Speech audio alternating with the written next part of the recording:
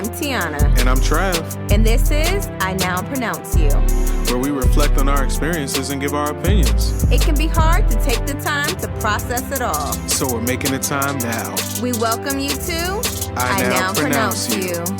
Hey. Hey. Okay.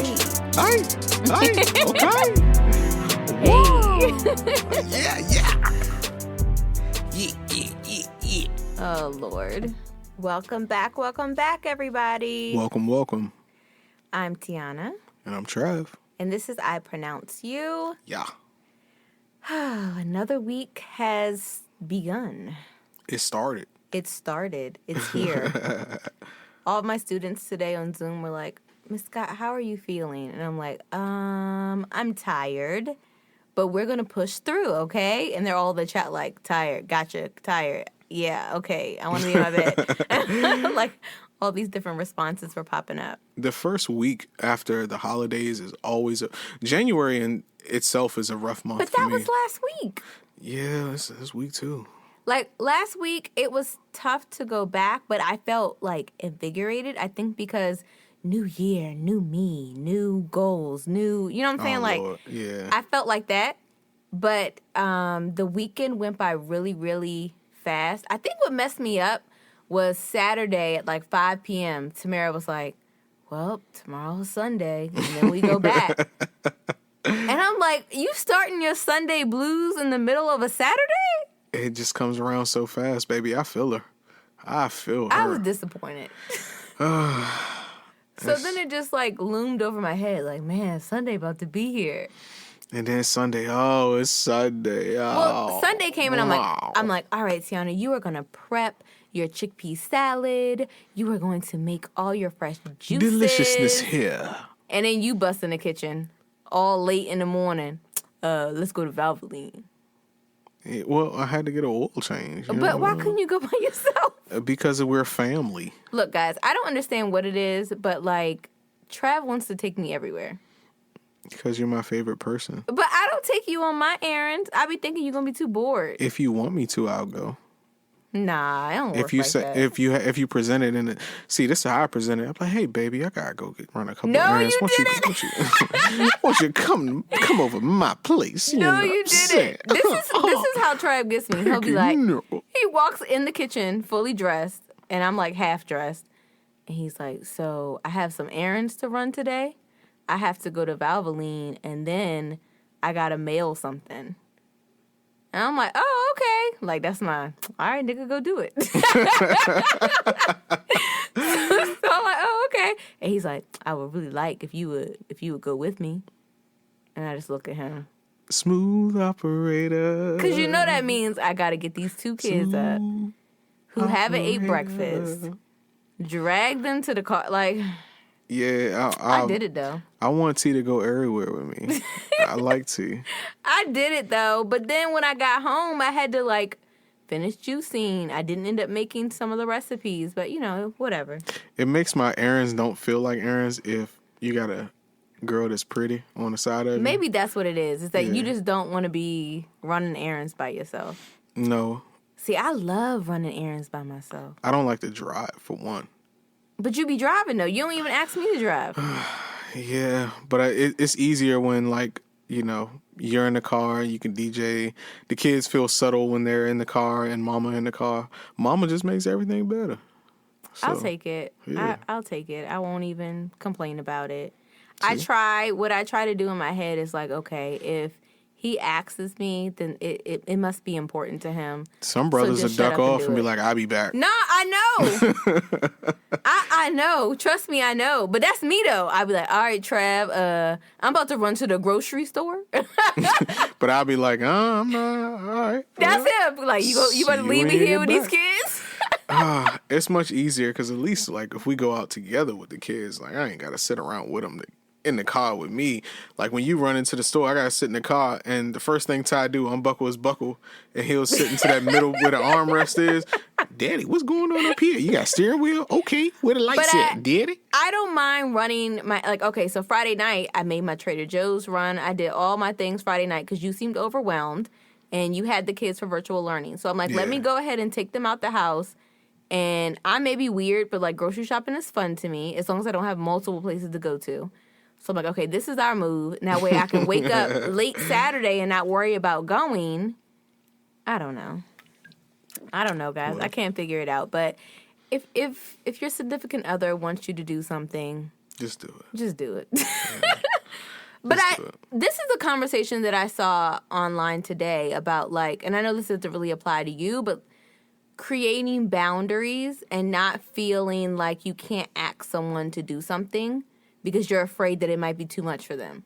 And I think I do that all the time. I'm like, well, I'm not going to ask Trav to go with me here because he's probably already overwhelmed from his day, and that's one more thing. I've gotten better at that over the years. Like, you know me, I'm not a fan of the Target runs or the Ross runs or the Marshalls runs, but now I actually enjoy it because, like, I'm walking down the aisle with you, you know, and you're pointing things out that you like, is giving me gift ideas and things like that. And we're cracking jokes the entire time. The only thing that kind of, you know, makes me a little distraught is if, you know, not really our oldest child, but, you know, if baby boy get the running through the aisles. Huh? Let him live, man. Yeah, I know. He's a kid. He should have fun. He should enjoy his life, but I'm such a drill sergeant that I'm just like, stand at attention, son. But the thing with creating boundaries, though, I thought that Lubby was talking about it earlier on Instagram. She said the powerful thing about it is that she was talking with one of her mentors or business managers or something, and that person must have told her, like, hey, you can reach out to me at any time. Word. And she was like, I'm not about to reach out to you in the middle of the night when a thought crosses my mind or I'm stressed about something. Why not, though? And so she told her, she said, don't worry about my boundaries. Like, you can't worry about the boundaries that other people have set for themselves. She said, I know my capacity. Let me respond and let you know whether I can take that on or not. Absolutely. And so that's how I want to kind of start thinking, because I won't ask anybody for anything, but I will allow people to ask me, but I won't ask them for anything because I don't like the feeling of me going out on the limb and asking someone for something and then they don't deliver, because then I attach it to not only can they not do it in that moment, but they must not fuck with me like that. Or, you know what I'm saying? Or just you create all these stories in your head, right? I do the same thing. So, exactly, but I take on way more projects than I need to. But I even do that with you. Like, I'm not about to ask Trav to do that. Like, I literally have to, like, beg you, is there anything that you need, sweetheart? Is there anything that I can help you with, sweetheart? Because everybody knows that, you know, no one's going to show up as wonderfully, beautifully in your mind that you've written out for you other than you. Mm-hmm. I agree. And so sometimes you just don't want to have that expectation there. But I don't know. It's something to explore. It's something to think about. But today we are getting into, basically we watched the movie I Think I Love My Wife. And I wanted to watch it with a fresh pair of eyes as an adult. Because the last time I watched it, one, I wasn't married, and two, I was like under the age of 25. I really want to say. So I decided, you know what? Like, as a married couple, let's watch this. And that's what we did. And while we were watching it, I was jotting down some notes, jotting down some questions of kind of what the film evoked inside of me. And that is one of my favorite things to do. So that's what we're going to be getting into today. And I thought that it was really pertinent to us because next month we celebrate 7 years of marriage. Hello, hello. Hello, hello. Hello. And in the film, I Think I Love My Wife, it was around the 7 years that him and his wife were married. So we're going to go ahead and dive into that conversation. So Trav, the first thing I want to ask you, I should call you Trav. What's up, Trav? You sound like you're from the UK. So do you think sex is the demise of a relationship? Yes. Really? Why? Frequency and quality. It can quality, babe. Quality and frequency can be an issue. Sometimes people have frequent sex that isn't quality. Yeah, that's Which trash. one is better, quantity or quality? To me, they coincide. So one is not better than the other? No. No. Yeah. It needs to be frequent and it needs to be high quality. So in the film, that was one of the things that, just wasn't happening, is that there wasn't any sex going on in the marriage. The kids kind of came, and that was the last time he came, and that was pretty much it. And so T with the double entendres. I don't know how I feel about it. I think years ago I thought, like, well, if you're tired and you're doing everything and you're trying to keep up, like, what do they expect from you? I think that the frequency of sex sometimes is showing me that you care enough to keep this connection. You so tie it to, well, damn, you're not feeling me. Like, you automatically tie it there. Well, think about it from a male perspective, correct? So if you're in a relationship and you're not getting sex at home, but yet you have all of these beautiful women that are always in your face. Don't hit me with that bullshit stuff. I'm just saying. And they always in your grill and they always giving you compliments. It takes a special kind of man to be strong enough a special kind of man to not fall victim to that, right? So what some men do, they occupy their time with, their hobbies and their extracurricular activities, so they're not putting themselves in the danger zone, So, yeah, don't even. Don't. I didn't. Okay, let me ask you this then. So, if you feel that you are not getting it from at home, are you looking at people so much more harder? I think it's a natural, instinctive reaction that if you see someone that's attractive and you're not kind of, satisfied sexually, you're gonna take a look. You know what I'm saying? You're gonna take a look. I do. Not willingly, and it's something that just instinctively happens, and you're like, "Come on, man, get it together." And you're shaking your head, and you're like, "Okay." And you take a deep breath, and you shake your shoulders, and you're like, "Okay, all right, let's focus. You are here for charcoal, brother." I do think the importance is definitely there, whereas I may not have thought that when I was younger or when, my kids were very young. I do think that it is important, and that as women, we can't just kind of fall on, I'm busy. I think it is something that you have to make important in your relationship, and you should want to make it important in your relationship. But it took my partner stepping up for that to be something that is going to happen. Elaborate, Sweet Pea. So I can't be the one focused on cooking meals, making sure the dishes are done, and making sure the homework is done, and making sure everyone had their bath, and thinking about what they're going to eat for lunch and packing it. Speak on it. And making sure, the bedroom's done and the living room's done, and do I have my work outfit out? Like, I can't be focused on those billion and one things. Okay, so a couple of things are going to happen. The wife is going to lose herself because so much is going on that's taking over in that moment.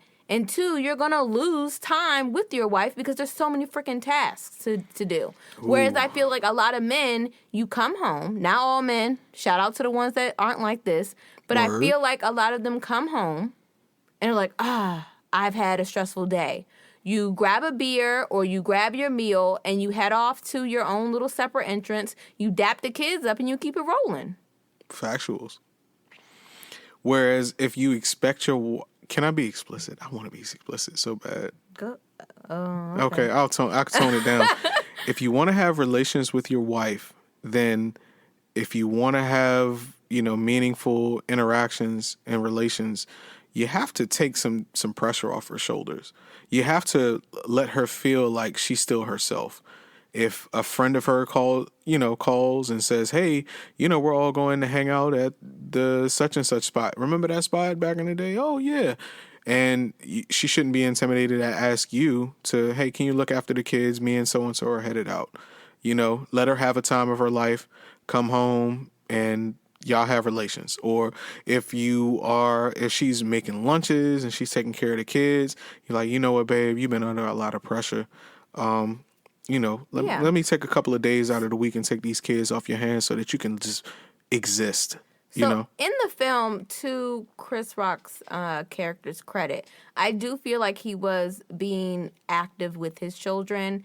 I just think he didn't know how to tell his wife, like, hey, what's going on here? He just kind of kept it to himself. And so having those conversations, I mean, it may take a minute. It may be a lot of long conversations. But taking that time out, I think it's a touchy important. Subject. Yeah. So in the film, Kerry Washington's character was an old friend of Chris Rock's, who's the married man. And so do you think it's okay to entertain friends or people from the past of the opposite sex? I don't believe it is. And and the reason I took that deep breath is because it all depends on the intent and the relationship with that friend at the time. And I think it's appropriate. Yeah, it depends. You know what I mean? If they've had some sort of like a sexual history, it shouldn't go past like social media posts if it's there and there. Should never sit down with them and things like that. I mean, but then there's some progressive relationships where, people be like, look, I don't even look at that person like that, or if it's like their child's parent or something like that. And it's like, I did not like this woman back then, and I will never like her the same way you ever thought I would. And if we are having lunch with our kid, then that's different, But I just feel like it's such a touchy subject with me because I think it's all built on how strong your relationship is and whether you and your significant other are confident and comfortable with each other enough to know that, you know what, hey, this Negro can go wherever he wants or this woman can go wherever she wants, and I know she's coming back home. And no funny business is going down, Yeah, I feel like it is appropriate if it is something that wasn't that serious. If it's like something that happened in your childhood, like, oh, that was my boyfriend in 9th grade. You know what I'm saying? Like, if it's something like that, I don't think it's like that deep. Like, yeah. Especially feel like if you're in your 30s. Yes, I feel like that was such... That's so far removed. Yes, that's what I'm saying. I feel like it's so far removed that you can, you can have a friendship or be cordial with that person. Now, entertaining that person, I feel like is a little bit different. You should never entertain the opposite sex, ever. Yeah. As soon as if they even say something that's out of pocket, you should address it right then and there and be like, this ain't that type of party. Because that person hits you different. It's like, remember that time? Nope. Remember that party? I do not. Remember that? You know what I'm saying? Nope. Remember when we went to that movie? Like, I feel like it's a total... nostalgia ignites something inside of people. If you weak, yeah. Okay, Trav.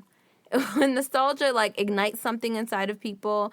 And so when you pair that with someone that you maybe once were attracted to, it can get a little funny. But I still think it can happen. You just got to let your partner know. And I think that's where he went wrong. If he would have let his wife know, like, hey, this is someone from back in the day and we've gone to lunch or we've, done whatever, I think that would have been okay. But the fact that he hid it makes me feel like if you're hiding something, then in the back of your mind, you're thinking that person may become dangerous one day. If you have to hide anything, then I think it becomes dangerous. I think that even if it's an uncomfortable conversation, be as transparent as possible. And I think what that does is that lifts that obligation off of your shoulders to feel like you're sneaking around and doing something crazy. No, if this is what it is, even if it's an uncomfortable conversation, please just talk about it. Will your spouse be upset? You never know. Talk about it. I feel like I spare you some minuscule details, but I tell you as much as I feel that you need to know to understand the situation. I try to tell you everything, because let's talk about the double standard briefly. The double standard of men and women, and women can hold those details back because they can hold their own. If a man holds back a detail and a wife finds out about it later, they feel like something much deeper. You everything. Yeah, something much deeper must have went down if he didn't say this because he would have told me everything. If you have not listened to the episode Cheaters, like, I've asked Travis things that we weren't even together, and I'm like, so when we weren't together for that year and a half, 2 years, who was this? What did y'all do? Did you like her? Like, Oh my God. And he just be like, well, T pressed me out to this day, y'all. Oh my God. I just be interested. And once Oh my God. when we had our first apartment, we had my brother over for dinner one night, and I was like laughing and joking, and I was like, yeah, that one time Trav was engaged, and I'm like laughing, and we're like going back and forth, and my brother was like, you can just casually mention that, and like y'all don't get tense and y'all not upset. No, like, we try to be as honest and open. Like, we are truly friends. yeah, no, that's my baby, and she my friend too. I'm like, and that's no. why, and that's why, we'll touch on that on another episode. That's why I feel like if someone is emotionally attached to your spouse, that's hard for me, because I look at my wife as like my friend. So it's like, man, the nigga, that's your friend, What do you mean? That's your friend. You know what I'm saying? You mean to tell me y'all laughing, kiki and all that? Nah, we ain't kikiing nowhere. I think I can separate. I know I can separate the two.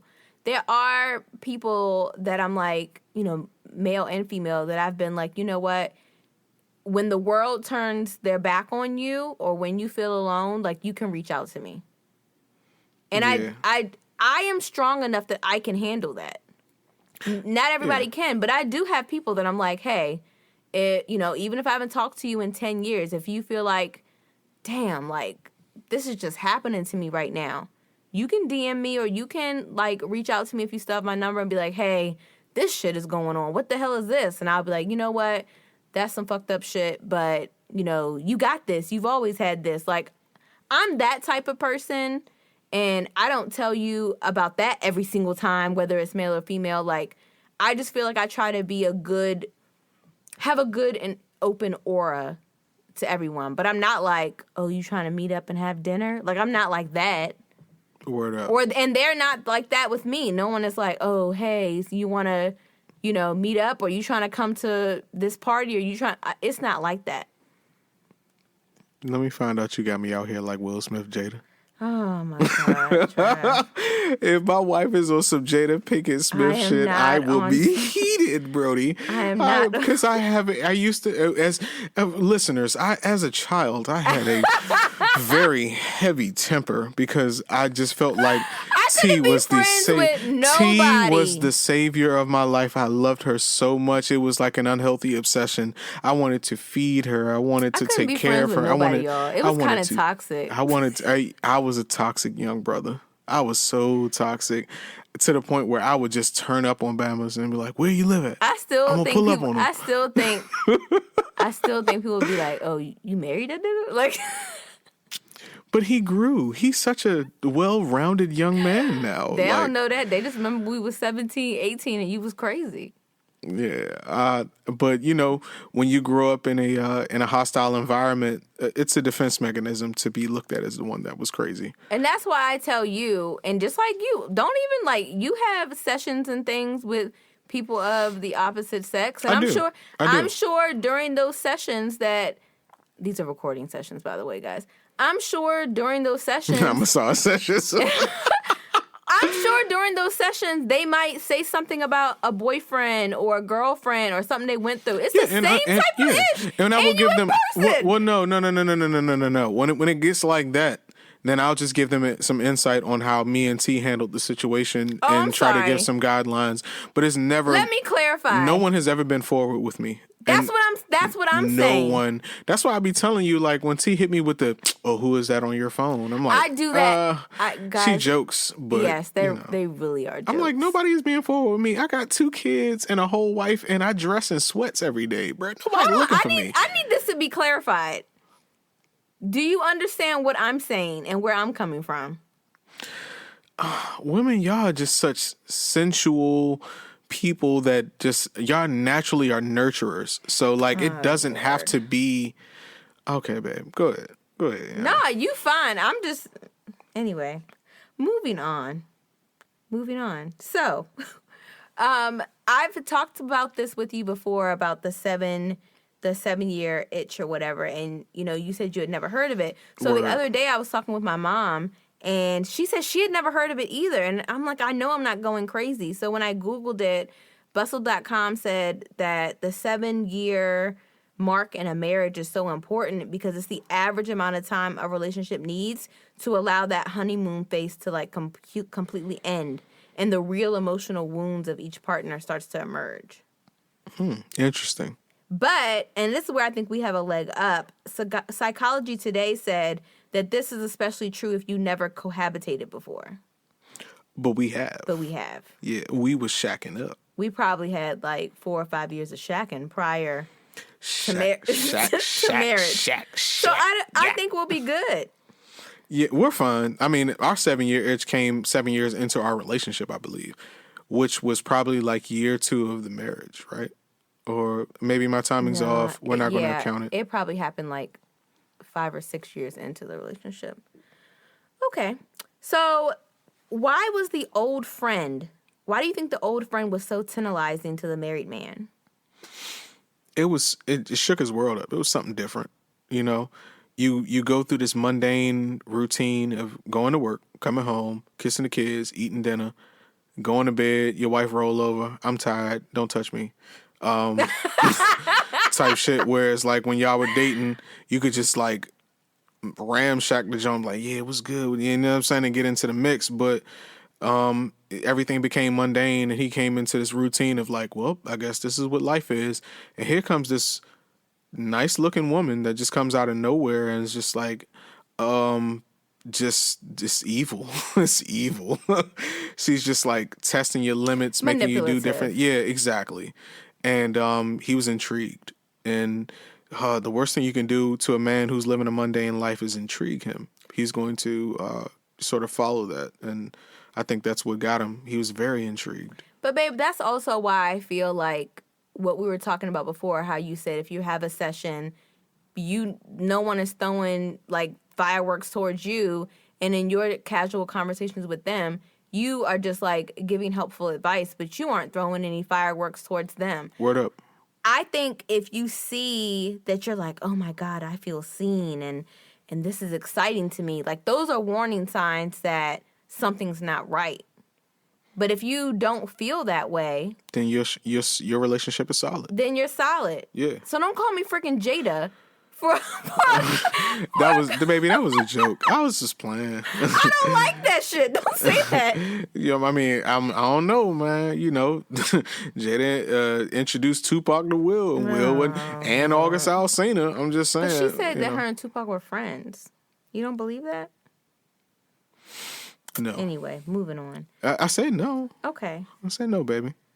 So in the movie, Chris Rock's coworker, he was a cheater, remember? I love that guy. He plays in a lot of Adam Sandler movies. Yeah, he's hilarious. So even though he is a cheater, he was telling Chris Rock's character, like he was looking at him funny, like he was doing something wrong. Why do you think he was looking at him like that? Because he not that dude. He not that dude. Thoughts are born. they're not matriculated, you know? I feel like I know you think that about Kerry Washington's character because she was manipulative. But in general, I think sometimes people put themselves in these types of situations that they don't necessarily mean to. And then I think there's people that seek those type of relationships. Chris Rock was a victim a little bit. Yeah. He was a good guy and he just got caught up in it because when you're a good person, you're very emotional. And she was targeting him because she was saying things like, oh, you know you're not happy in your marriage. Oh, you paused too long. Mm-hmm. Oh, you're not doing this. Like, she was provoking him in that way. Word. But I think the cheater at work, like his coworker, basically was saying, like, I can go do my business, come home, lay next to my wife, kiss her on the cheek, and I'm good. And not feel a thing. And he's like, but you're not like that. You're not that dude. It's that emotional versus physical. Right. For him, it's strictly physical. But for Chris Rock, he was emotional. He didn't even smash her. And that's the whole point of the movie is that he was so emotionally tied to that person that he didn't have to smash. It was just the intrigue and the allure of this person and having fantasies and stuff like that. That's actually more dangerous than smashing somebody off right quick. Okay. Yeah. I do think it's scary if you can kind of like go out and do that and then because he would leave his wife for her. Yeah. You see what I'm saying? Remember he made a fight and all that? Yeah. Chicken. I don't want no mother freaking and chicken. She's like, you love chicken. Like, I don't understand. And he like stormed out of the house, but he used that as an alibi to be like, oh, we had an argument, so I needed to go breathe. But you went out and breathed for like 4 or 5 hours. Hopped on the train and was Yeah, in a like, whole nother situation. yeah. Yeah, for sure. So one thing I wanted to talk about is you mentioned while we were watching the show, Travis just sitting there and he's like, she toxic. So you've kind of alluded to that as we've been talking, but like, why do you think Kerry Washington's character was toxic? What was like the crux that you're like, this is it? Because first of all, she was his homeboy's girl back in the day. Ah, shoot, she was. It wasn't even his old friend. That's what I'm saying. So how do you just pull up on your homeboy's mans from back in the day and realize that he was a better prospect because he has this high profile job and he halfway might be a sucker. So let me put him in position to like finesse my way into this lifestyle that I kind of might have always wanted. And his homeboy wasn't like that back in the day, but maybe he liked that. And maybe he's easy to finesse. She's toxic. So you have to keep an eye out for those type of people. And that's why I'm sort of an asshole to people I don't really know like that. Or if I knew them back in the day and I knew they were toxic, I'm just straight on some, I don't like Travis. He's so mean and nasty. Yeah, that's what's up. Yeah, I don't want you near me. You're not a productive person. How can we get money? We ain't getting no money. You know, just stay away from me. You're not my type of person. Now, somebody like, and this is the dopest thing about me is that every female friend that I have that is visible on my Facebook or on my, Instagram, my wife knows them and my wife has DM'd them and they've connected.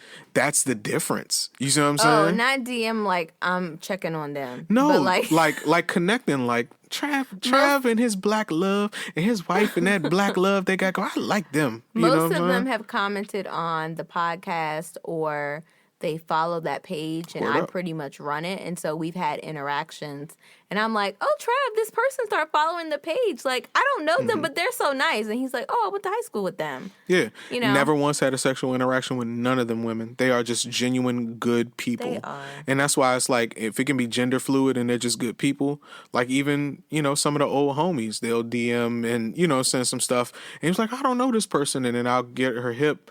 And so now my wife is integrated into my network because I got nothing to hide. You know what I'm saying? It's different. I'm going to phase in and I read it on Reddit. Cue my theme music, Trey.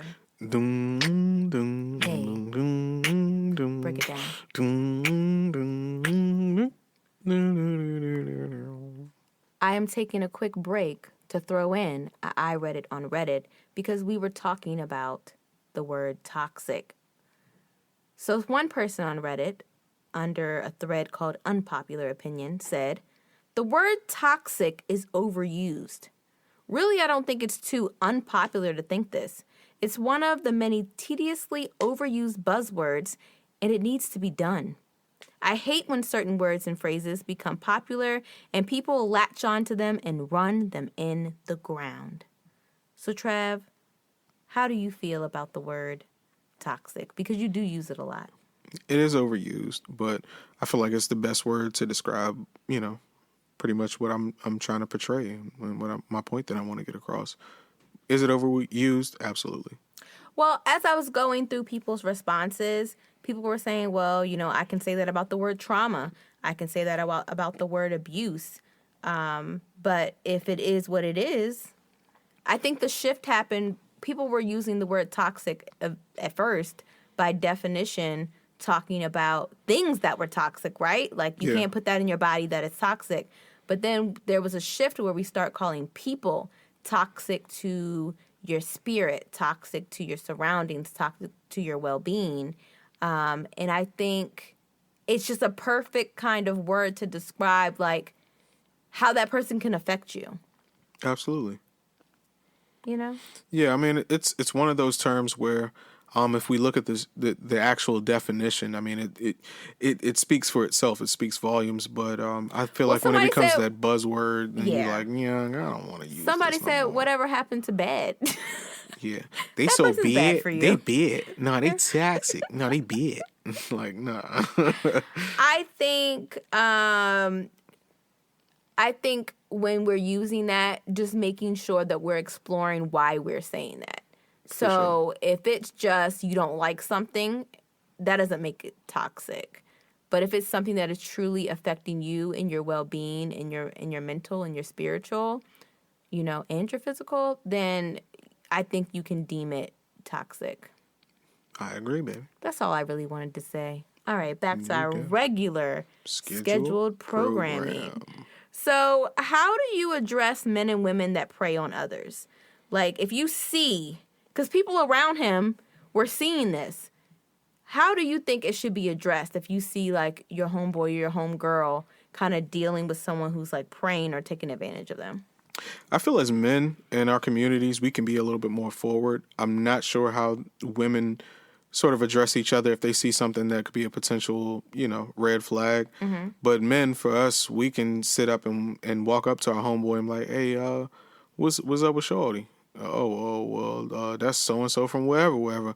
It's like, man, y'all hella chipper out here. You know what I'm saying? Y'all got a whole vibe going on. I mean, is it, you know what I'm saying, on some next level type stuff, or is that's just Shorty? And then they could cap and they could, make a bunch of excuses and things like that. But the real of the real is that if you really respect your homeboy and y'all have that type of rapport, like, look, keep it a bean. I'm gonna tell you how it looks on the outside looking at it. Look like y'all a little too wavy. Y'all a little too connected. That look like that could be your girlfriend. And I know you married, cuz. So you might, if it ain't like that, you need to readjust how you're presenting it. And if it is like that low key and you're not telling me, then you need to look in the mirror and check yourself. That's only happened to me once. And it was when I was younger, probably like at least 10 years ago. I had a girlfriend who was married, and we went out dancing one night. And I'm very naive, and, I'm very like, well, why would you do that? Like, pretty much most of the time. And so we were out somewhere dancing, and she was dancing with this guy, and she was like grinding on him. Like, not like just like I would dance with people, but like grinding on them always made me uncomfortable. So she's like grinding on him, and I looked at her and I'm like, you can't do that, you're married. And she shushed me. And I was like, oh, okay, this is awkward. This is how she get her rocks off. Like, me being naive Teonna, like, I'm like, well, if you're, like, yeah, you can dance with somebody, but, like, you don't want someone to know that you're married. Like, that confused me. That would be like me saying that now and someone, like, being like, shh, don't talk about that. Like, I don't know. That was weird to me. So I think that you have to know who you're dealing with, and you can, like, I waited. I didn't say anything. I did wait till it was like a private moment that we had, and I was like, I laughed it off. Like, I think she even mentioned it to somebody else. Like, oh my God, Teonna just told, someone that I was married. And I was like, I'm sorry, I didn't know. I said it to her in a laughing way. Like, I wasn't telling her to stop dancing. I'm just like, oh girl, you shouldn't be. You're married. You're married. I don't know. Some are iller than most. Some are iller than most. So I think you have to know who you're dealing with.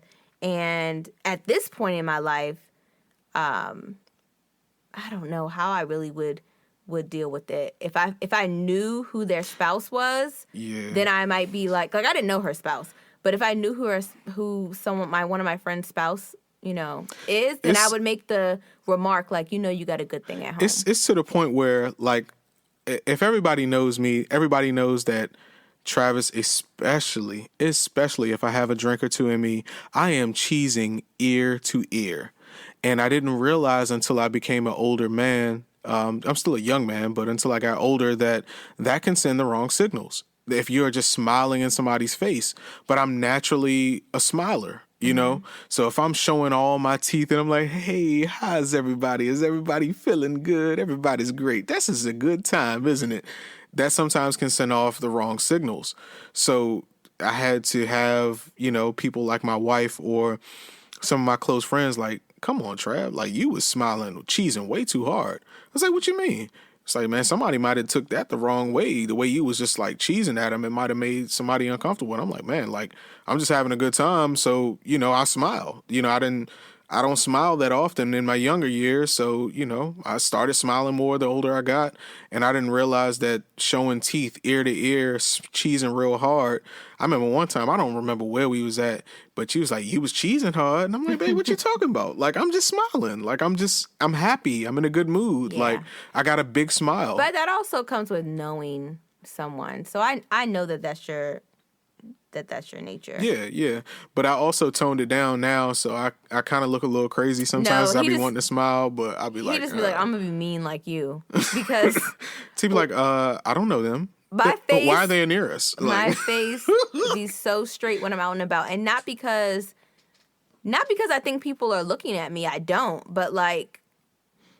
I don't know. My face just be, like, on a mission or something. And that keeps a lot of people at bay. Every now and again...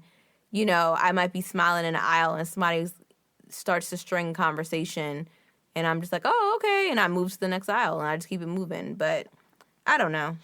Yeah. So one of the quotes that I like from the movie is like this reflection piece that Chris Rock was having towards the end of the film.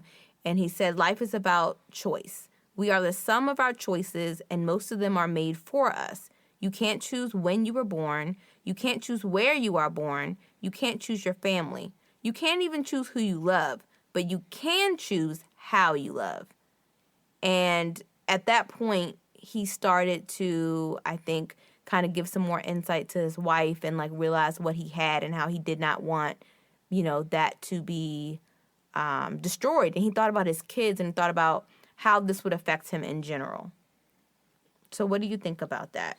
Do you think we can choose how we love, even though we can't choose? Yeah, absolutely. I'm a big advocate for all it takes is 2 minutes to ruin your life. Sometimes like all it takes is 60 seconds to ruin your life, and it doesn't always have to be sexual. It could be a decision, especially someone like myself who's a reformed, impulsive, angry cat. I've seen and I've heard tons of stories from older guys that are just saying, "Man, I lost 10 years of my life." Off of impulse or off of aggression. So life is all about choices, and sometimes it's about taking that deep breath, taking a second, assessing your situation, and making the best decision possible. And we all have weak moments. One thing that I kind of pride myself on, and I haven't always done this when I was younger, and I kind of step outside of myself and kind of play out the situation. And it just makes me very cautious about the moves that I make.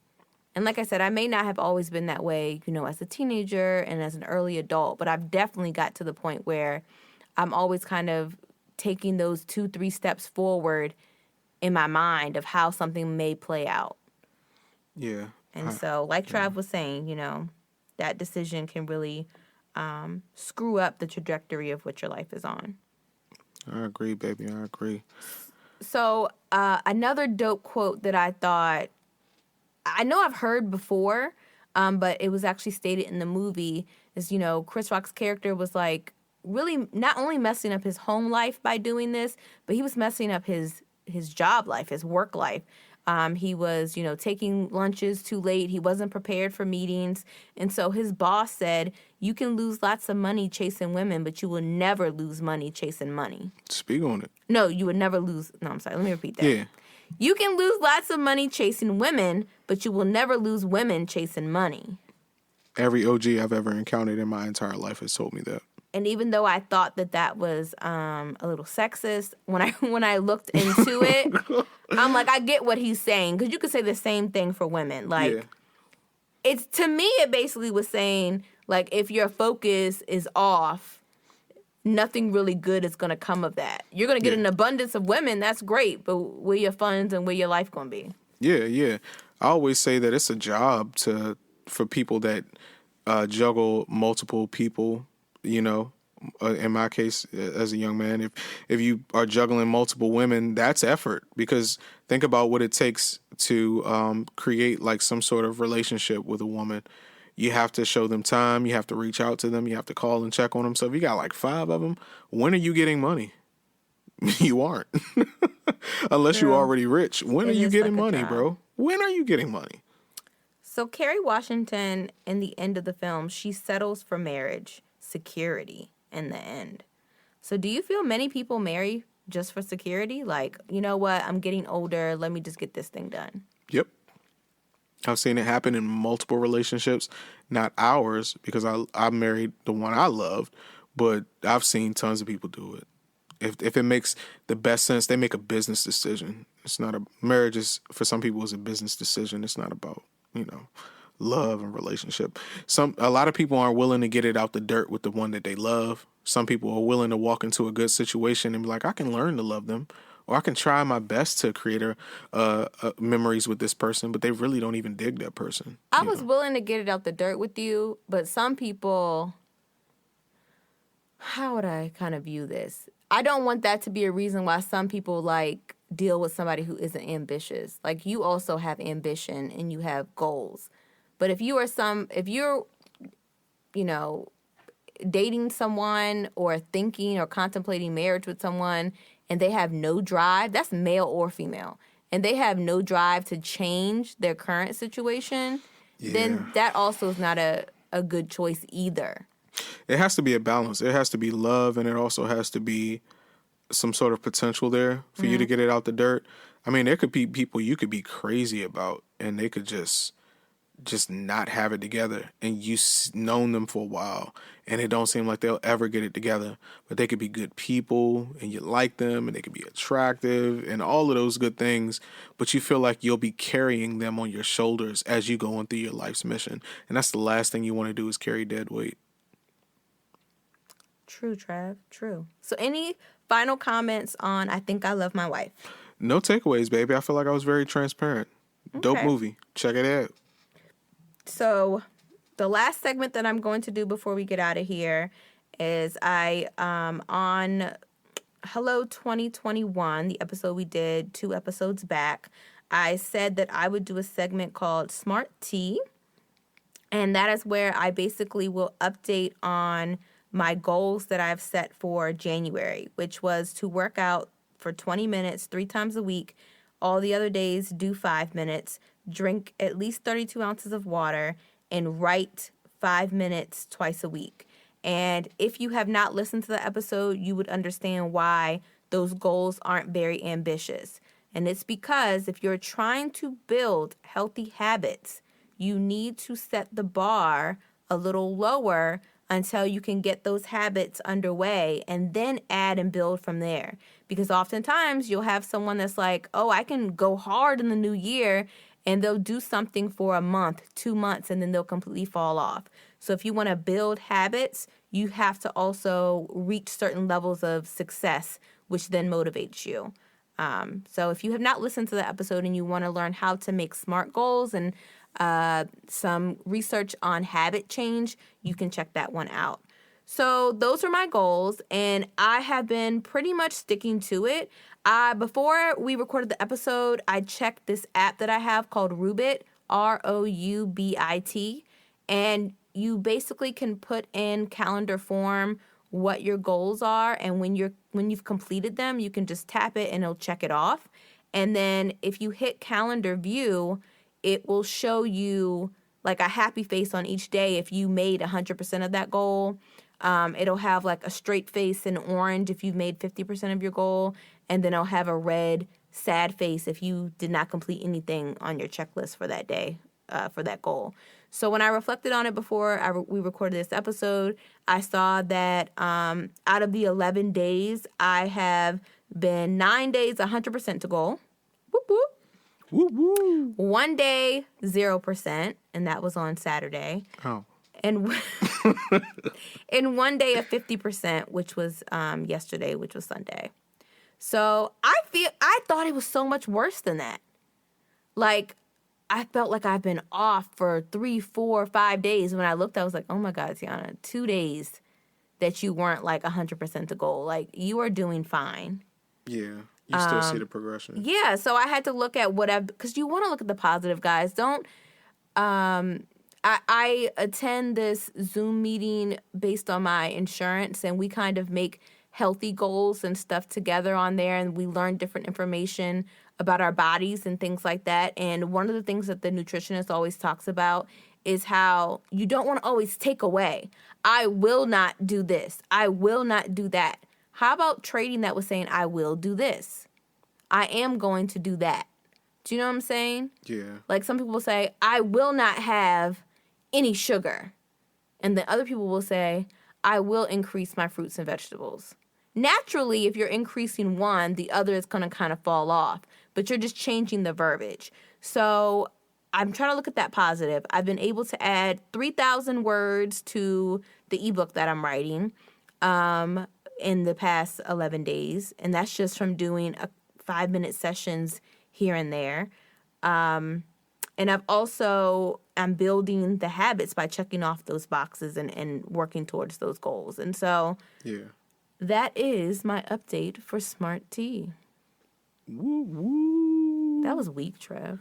A woo woo. You're not even happy for me. A loo loo. Be happy for me, bro. I'm happy for you, son. Jesus. And that segment is called Smart Tea because Travis did not share his SMART goals with us on that episode. He said that would be all me. It's a new segment. I'm confused, bro.